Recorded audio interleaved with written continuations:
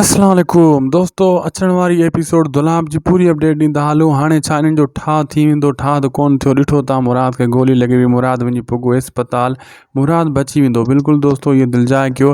हिननि जो ठाह वञी 50-55 एपिसोड में थींदो, जंहिंजूं तस्वीरां तव्हां साम्हूं ॾिसी रहिया आहियो, जंहिंमें इन्हनि जो ठाह कराए रहियो आहे मंसूर खान। शाहनवाज़ नाकाम थी वेंदो ऐं मंसूर खान इन्हनि दुरनि जो ठाह कराईंदो 50-55 एपिसोड में।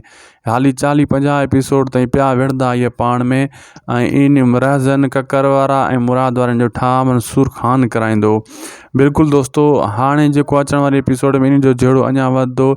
मुराद खे गोलियूं लॻियूं ऐं मंसूर खान जेको आहे ककर वारनि जे माण्हुनि खे पनाह ॾिनी ऐं सोडल वारनि खे धिका ॾेई कुटको ॾेई उहो मोटाए छॾियईं, ऐं उहो माण्हू जेको जंहिं पनाह वरिती उन्हनि जे हवाले न कयईं। ऐं इहो तव्हां ॾिसजो त 50 एपिसोड लॻभॻि 55 एपिसोड में मंसूर खान ई इन्हनि जो ठाह कराईंदो सोडल वारनि जो। ऐं ड्रामो जीअं जीअं दोस्तों अॻिते वधंदो पियो वञे तीअं तीअं ज़बरदस्त थींदो वञे पियो। ऐं हिते हाणे दोस्तों हिकिड़ो भलाई थी हुई, मंसूर खान जंहिंखे पनाह ॾिनी आहे उहा छोकिरी उन ॻोठ जी आहे, उन्हनि सां इन जो राब्तो थी वेंदो। लाइक सब्सक्राइब शेयर कंदा।